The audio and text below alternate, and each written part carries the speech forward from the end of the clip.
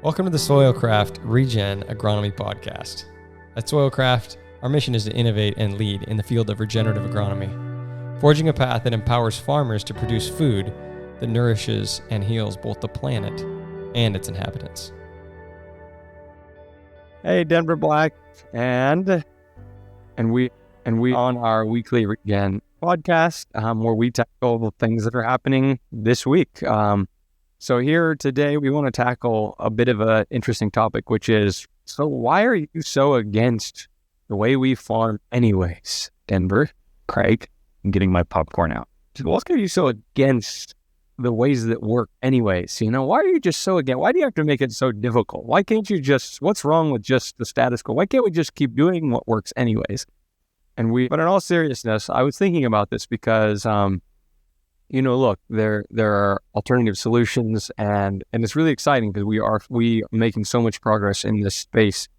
But it can sometimes maybe sound a little bit like I'm against a lot of these things. SoilCraft is against these things. Maybe Craig is, he's donned tinfoil hat and he's gone out on the fringe.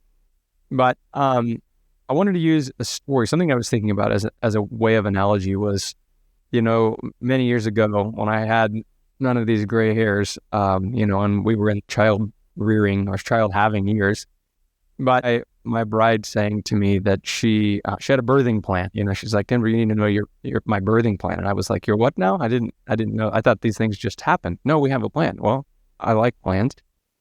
And in that birthing plan, she was just very much seemingly against some things that didn't seem so bad, like an epidural. I'm like, an epidural, I don't want it in almost any instant. Listen, why wouldn't you want to be rid of pain? That seems like something. Well, look, I'm not in your shoes, but if I was in your shoes, I feel like I'd be like, sign me up, please, make it painless. Why wouldn't you explain to me how actually the studies that are out there and most people's experiences indicate that once you have an intervention, why wouldn't you, something that's really not intended, as bad as the pain may seem, once you get rid of that and you intervene, the likelihood of other interventions having to happen goes up to fourfold, something like that. And then when you intervene again, why wouldn't you think else? Then basically the system becomes reliant on you, and your probability of having a cesarean section or something like that goes up like unbelievably statistically significantly. And so why wouldn't you? Gosh, that's really interesting. And so we did experience that. She was able to have mostly natural births, except for in the instance of our last child, where our last child did have a heart issue actually, and we had to have a cesarean preterm, 4 weeks preterm. And I'm so grateful for the cesarean. I am so grateful for the technology that we had to monitor her heart rate. Why wouldn't you? I'm not at all opposed to the intervention of a cesarean, but that's hopefully last case. We don't want to rush into that. And so that was my wife's. So anyways, I find that an interesting story, and I was thinking about that. In agriculture, I see the same thing a lot of the time. Am I opposed to fungicides? No, not if one's needed. It's not my preferred method.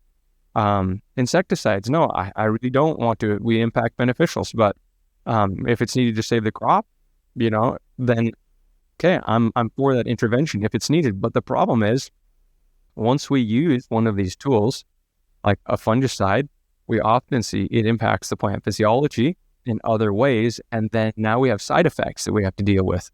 And so why wouldn't you? I'm less about being opposed to these technologies that wonderful men in the industry have created for us. I'm not opposed to using them. It's just that the side effects that come from them often put us on a hamster wheel, where I feel like oftentimes nature is a bit like, you intervene once, oh, I'm not sure what that was. We're a little on our back foot, and then you intervene again, and it throws its hand in the air and says, well, apparently you're driving this, so you tell us what to do.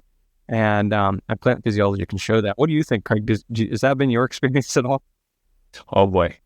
So my moment of change, coming from farming with 5 fungicides, 2 pesticides, about 7 passes of tillage on wheat every year, and multiple herbicide combos, was when I realized that my kids really love to run around barefoot.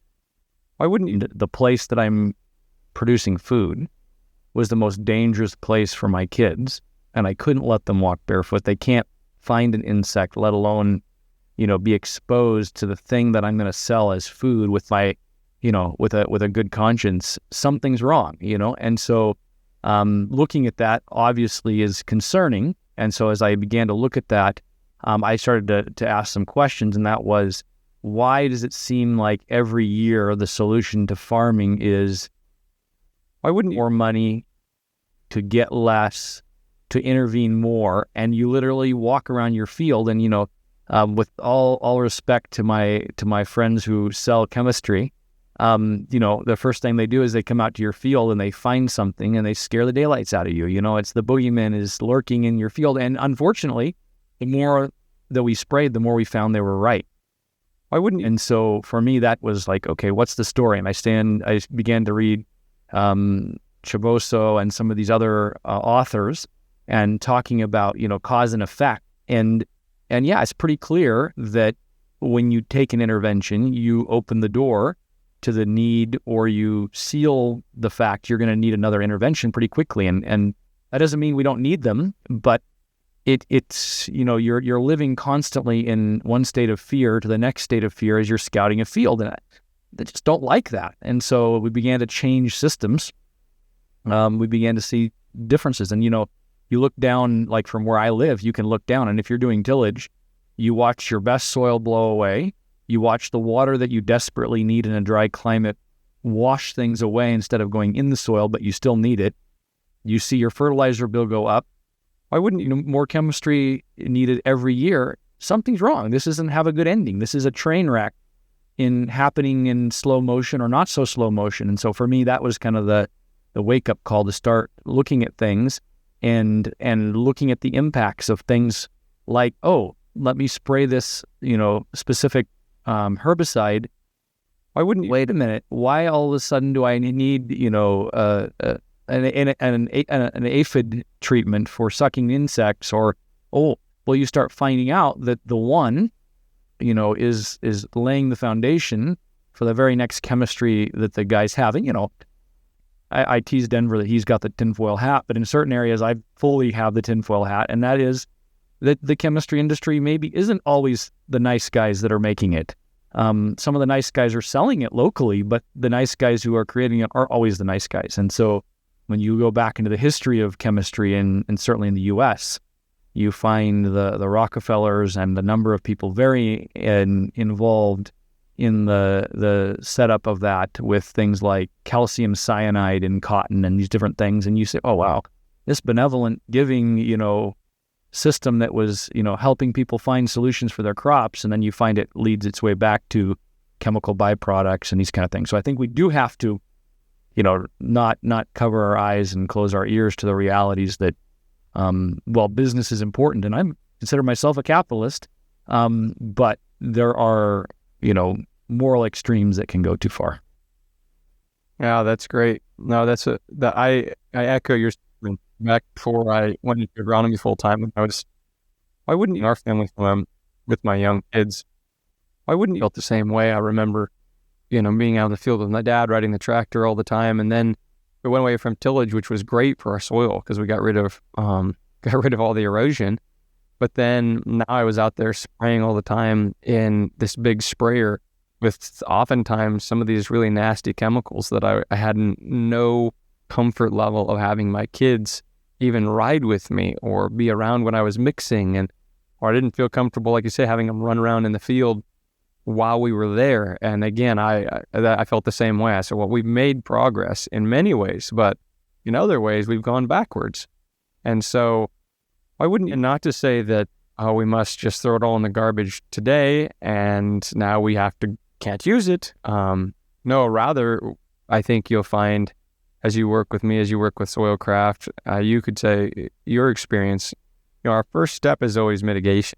Okay, well, what's the negative where we are coming from this tool, and we live without it, we replace it, and if we can't, how do we mitigate those negative consequences? And I think, farming is pragmatic. So, I tend to make my organic friends equally angry, because, I think that sometimes you have to make one wrong decision per se to allow you to make 10 other good decisions. And we have to balance those things. That's the reality. We need a crop this year. If we don't pay the bank, are you going to be around to make a good regenerative decision of stewardship tomorrow? No. So we're not saying don't use an intervention. And if you get stuck that you committed a moral sin to use it, no, use it. But then think, why did I have to use this? And what can I do so that I don't have to use it again? And if I've used this, I'm likely to have, I always spray this, and then 10 days later, I need to spray that. Oh, well, why was that? Maybe I can do something that's biological or regenerative after I made the intervention to mitigate so I don't need the second intervention, so I no longer am, I'm using a Band-Aid, I'm not becoming a junkie. And to me, that's the critical decision process, is to space the distance between your Band-Aids and I've got a nice little down feather going here. The Band-Aid and the junkie life. Why wouldn't you leave the junkie life and remain with Band-Aids? And hopefully you won't need them because you'll learn how to not get cut. That's good. And why wouldn't you? The cool thing is, as we continue to work together, in an industry through regenerative agriculture, we're finding not only more very natural methods, but also natural, unnatural methods. And what I mean by that is, is it natural to go out there and foliar your plants over and over again? Like, you could argue that's not a natural process. You don't see that out in the bush. You don't see that in the forests. So that's technically kind of an unnatural process, but we're using natural, organic, carbon-based, whatever substances that are mitigating some of those negative consequences or symptoms that we face, because why wouldn't you unnatural thing? I mean, producing food so that we can eat more, in fields is not natural. And we're trying to do our best to build, why wouldn't systems that are more perennial based and integrating livestock and those things to get us there? But the truth is, it's not natural. And I hear this argument all the time, and I'm not a huge proponent for it. I mean, yes, we want to do everything we want to mimic nature as much as possible, but we have to be very careful not to get into this dogmatic loop of, it's not natural, so I'm not going to do it. It's not natural for me to fly through the air at, however many 100 miles an hour at 30,000 feet. But I think that the net result outweighs the negative. So, let's mitigate that. And that's how it is in agriculture. Let's use the technologies we have to, in an unnatural way, use natural methods to make the system more like it's supposed to be. And I think that's crucial. I mean, most of the people, advocating some of these systems, aren't volunteering to become hunter-gatherers themselves. But yet the systems they're suggesting would actually lead to a society that needed to do that and needed to be, eugenicized to large numbers to get down to a balance where the world can sustain us. So we're understand that the world population demands food production, it demands high yields, but can we do that without, feeding today?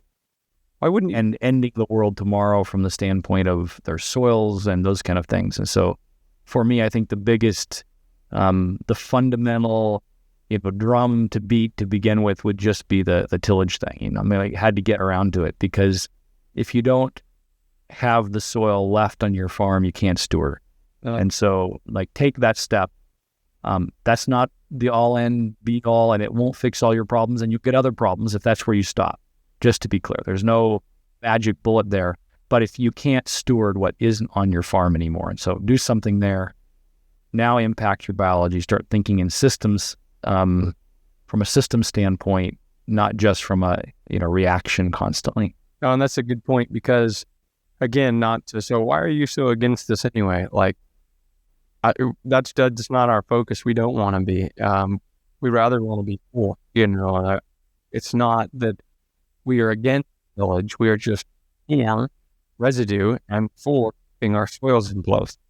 And why wouldn't you? That's the same with all of these tools that we have. And so why wouldn't you? What we find is that when we again operate, and I think you're right on that, Craig, that the trouble with no-till, or the practice of maintaining as much residue as possible, making as few tillage passes as possible, is that why wouldn't you, it's the key. It's one of the biggest, why wouldn't you, the most lowest hanging fruit, if you will, is maintaining soil residue. I mean, keeping that roof over your microbes and protection for your plant roots, lowering that temperature of the soil and keeping the soil from leaking and aggregate stability.